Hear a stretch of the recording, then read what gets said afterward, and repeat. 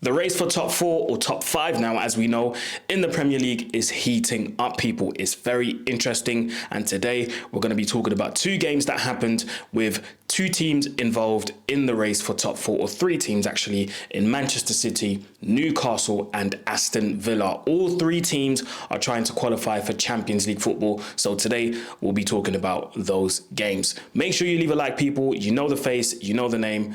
I'm kind of moving away from my old intro, but it's still the same thing. So shout out to all of you people massively supporting the channel. It's road to 20k and we're getting there slowly. We've passed the 15k mark, so I appreciate you guys every single time that you engage with me on this channel.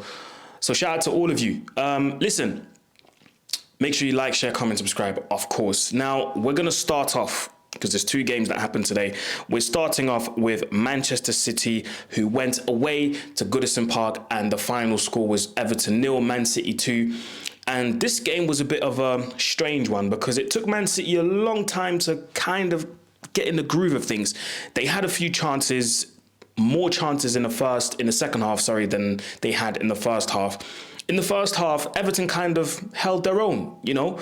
They stuck to their principles until the end, and we all know that Everton's never going to be the team to outplay you. They're never going to be the team to put loads of passes together. They're very much a team that like to project themselves forward. They use the likes of Ndiaye, they lose.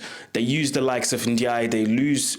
I said it again. They use the likes of Ndiaye, they use the likes of Doucouré, they use all of their powerful players, sometimes Idrissa Gana Gueye as well, to project themselves forward and really make use of the other people out on the wings. Like I said, Ndiaye on the left, they've got Harrison on the right, and Beto can be a nuisance as well. So we already knew before the game, going into it, what kind of game it was going to be.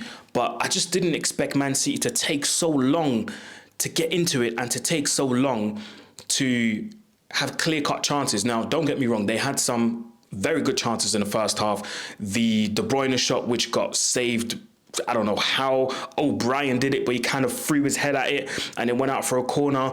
The chance that Mateus Nunes had, which Pickford saved. Pickford made some good saves, to be fair, throughout the whole game. There was another chance in the second half where Marmoush was through on goal and Pickford really made himself big to kind of save that chance. So Everton did what they had to do, really and truly, to get away with a draw. I think a draw would have been a fair result for Everton. They even hit the post from a corner in the first half. So if Man City didn't score those two goals in the end, we could have been talking about a different game, and maybe talking about... we could have been talking about a possible Everton win at home against the big Man City. So even though the final score will tell you, Man City scored 2 goals and won the game, I think Everton held their own, and I think Everton did pretty well up until the end to kind of keep Man City at bay and really limit themselves to not many chances. But even though Man City's midfield and, overall play, the players in general that they have, a lot of them are over 30 or just 30, even though some of them are very tired and they look very worn out because of the number of years that they've been doing it for Man City, the quality is still there. And ultimately, against a team like Everton, no disrespect, I think the quality will come through at some point. And I think with the injection of new energy and new life and new bit of pace from Doku in the second half, I think that's when things started to shift a little bit, with Kovacic coming on as well, getting the goal, which was weird because he actually slipped for that goal, but he got it anyway. That new injection of players coming in, I think that helped Man City a lot. De Bruyne, you can tell, obviously, he's on his last legs. But like I said, against a team like Everton, the quality will come through. And De Bruyne had some good spells in the game where he done some really good things. Like I said, the chance that he had in the first half, which got blocked by O'Brien. But overall, you can tell that Man City, they need a revamp in midfield, especially because I think going forward, they don't really need a revamp. They've got Doku there, they've got Marmoush, they've got Haaland, who's due to come back from injury. So I don't really think they need to address those areas. Probably on the right-hand side, because Savinho has been on the bench lately quite a lot. Sorry. What was that pronunciation, bro? That was weird. But anyway, Savinho's been on the bench quite a lot lately. He looked a bit more lively in the second half, making, lots of runs, carrying the ball for long periods, having to be brought down just to stop him. So he had a good few minutes in the second half, but I do think the overall, Man City, the first goal obviously was really good play. And this is where I say Man City's quality eventually was going to show. Bernardo Silva, another midfielder that I think, is really, really worn out and shouldn't be part of the new team of Man City that they're going to rebuild. A really good play from Bernardo Silva. Matheus Nunes had made a run, but he kind of comes back, makes the run again, and Bernardo Silva was pointing at him and telling him, make the run, make the run. The ball was slid into him. Matheus Nunes, a good cross on the ground, across the box, and who was there?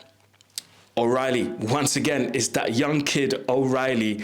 The two fullbacks link up, the two unconventional fullbacks, the two makeshift fullbacks link up to score the goal. So that was a good goal, man. And the second goal, like I said, it was Kovacic, and he kind of slipped to score the goal, which he got anyway. But like I said, back to Man City's midfield. I think Manchester City need a revamp, especially in their midfield. I think they should also consider bringing in new defenders. I think they just need new blood and new injection of new players, new energy, because next season it's going to be tough. Teams are getting better and better. And if you persist with that midfield of Gundogan, De Bruyne is obviously leaving, Bernardo Silva, Nico Gonzalez, I can't really say he's been lighting it up, but he only arrived in January, so we can't really judge him fully until we've seen him for a long period of time, aka a full season. So I'm not really going to say much about Nico Gonzalez, but I think they do need a revamp. They need to bring in new midfielders with new energy. Replacing Kevin De Bruyne is going to be a very, very hard mission. So the expectation is going to be on Chiqui and Pep Guardiola to really bring in somebody of quality. And obviously the links with Florian Wirtz are coming along every single day almost, if not every single day, every single week. But replacing that midfield of Kevin De Bruyne, Gundogan, who was quality before he left for Barcelona, that's going to be very interesting to see how Man City are going to deal with that in the transfer window. So yeah, it's going to be very interesting, to say the least, how Man City are going to replace those players and see if they can, blood those players in, blood them in just in time for the new season and then go again. So Man City get the win. And it's a good win for Man City. It's a really good win, Man City. That puts them, let me just have a look at the table. That puts them in 4th position now. And this is why I say the top 4 race is really heating up. And we know by now that England or the Premier League will get 5 spots in the Champions League. So really and truly, it's a race for top 5. But, top 4 is just the easy thing to say. Do you know what I mean? So Manchester City in 4th place with 58 points, a point behind Newcastle United, who got absolutely battered today against Aston Villa. Final score at Villa Park, Aston Villa 4, Newcastle United 1. And this is why I say top 4 race is heating up. But yeah, let's talk about the game, man. Aston Villa, I'm going to start with Newcastle. It was kind of disappointing for them to concede so many goals. I was really disappointed to see them concede so many goals and get absolutely slapped at Villa Park, because they slapped Crystal Palace in midweek. During the week, Newcastle had just come off a big win.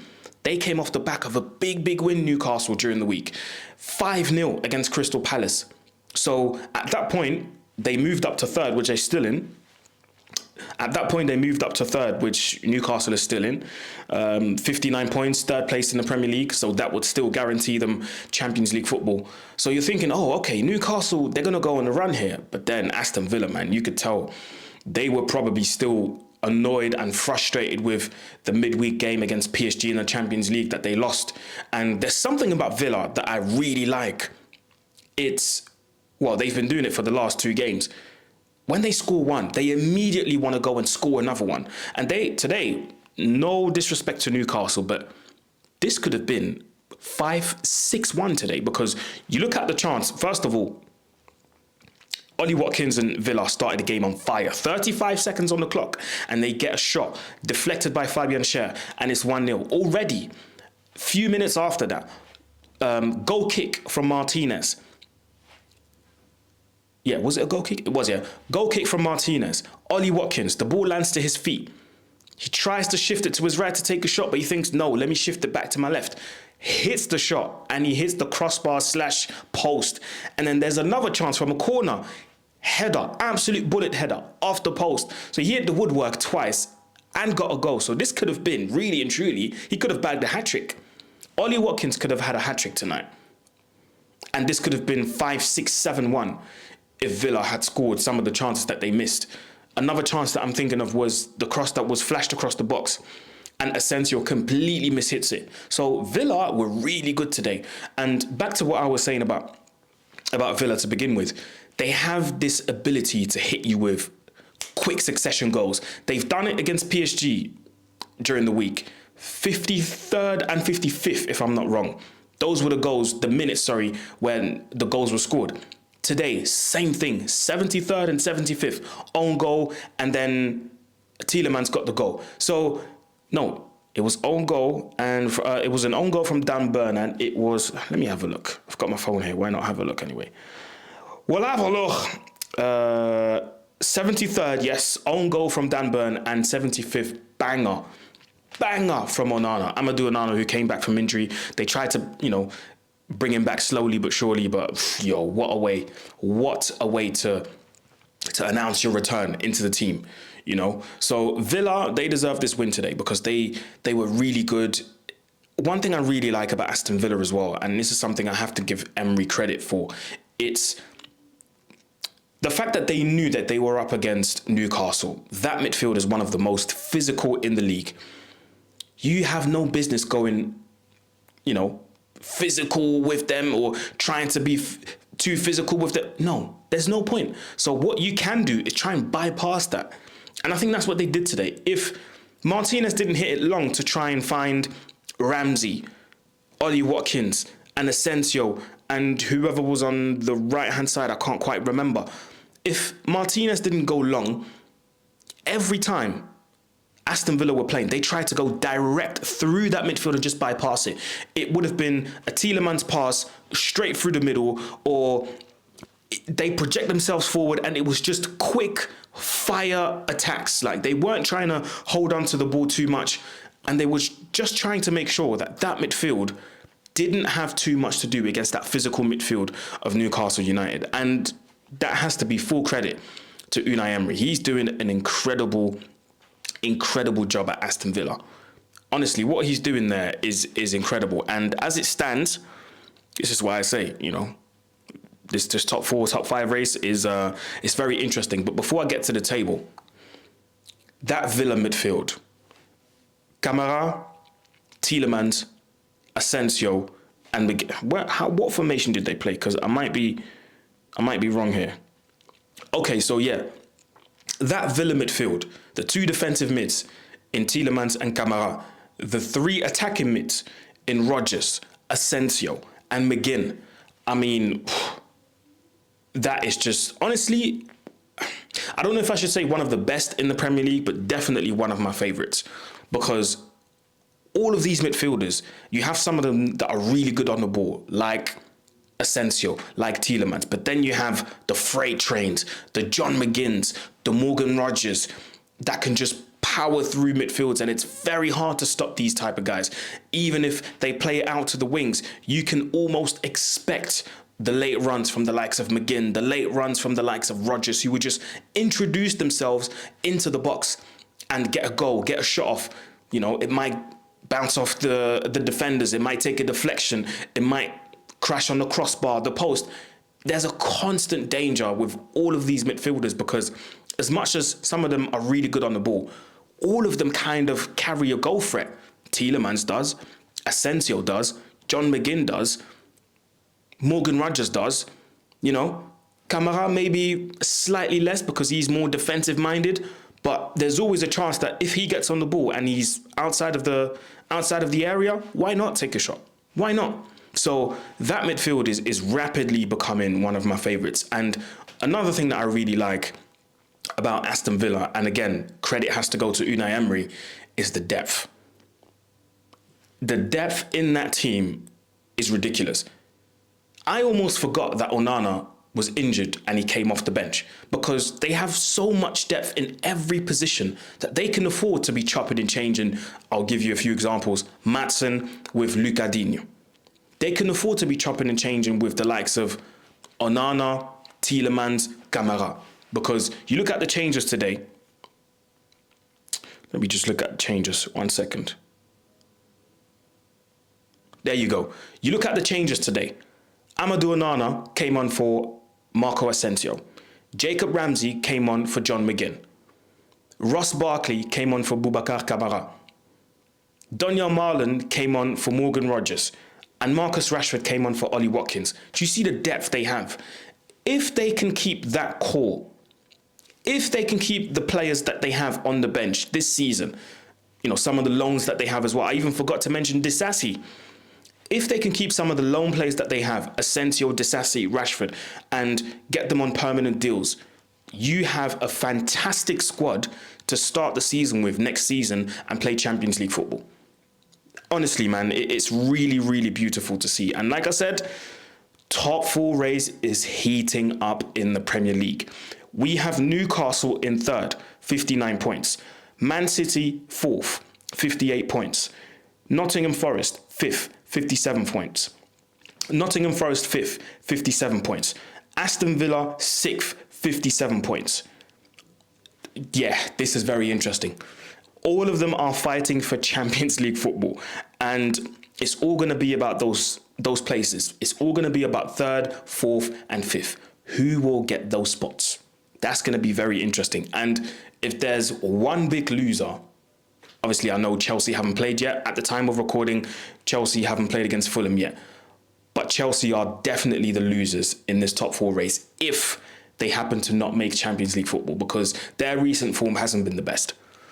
Their recent form hasn't been the best at all. And it's going to be up to Chelsea now to try and find solutions. Maresca, you know, you people watch Matisse, do you know what I mean? Shout out to Matisse, my guy.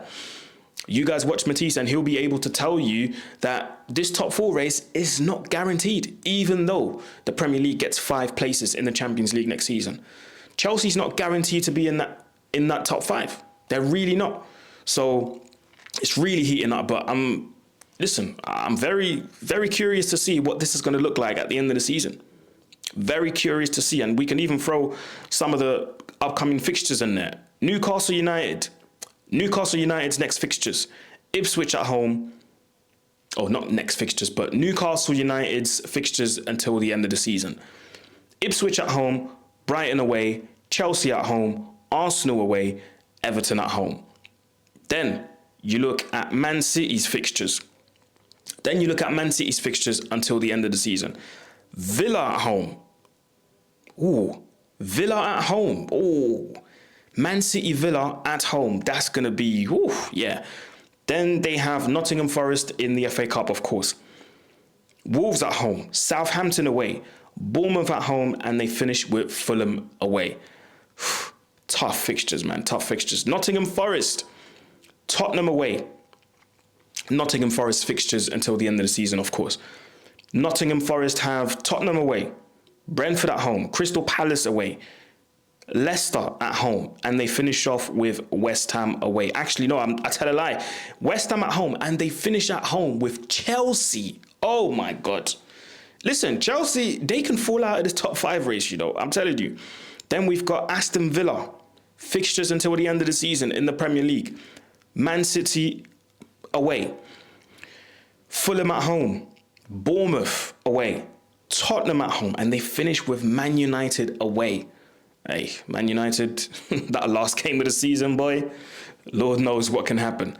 And let's look at Chelsea, man. Chelsea, until the end of the season, probably, for that top 5 race, they probably have the hardest fixtures, because they have, in the Premier League, Fulham away, Everton at home, Liverpool at home, Newcastle away, Man United at home, Forest away on the last match day of the season. Chelsea,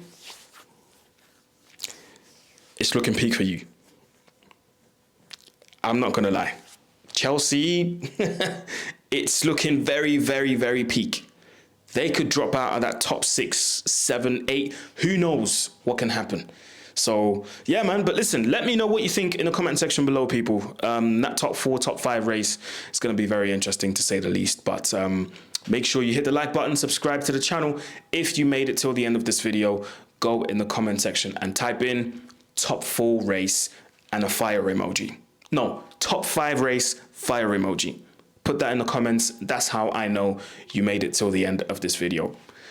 I was going to speak German for some reason. That was weird. But anyway, that was it for me, guys. Tomorrow, match reaction outside OT. Man United Wolves. Lord knows what's going to happen. But yeah, listen, like, share, comment, subscribe, and I'll see you tomorrow. Peace.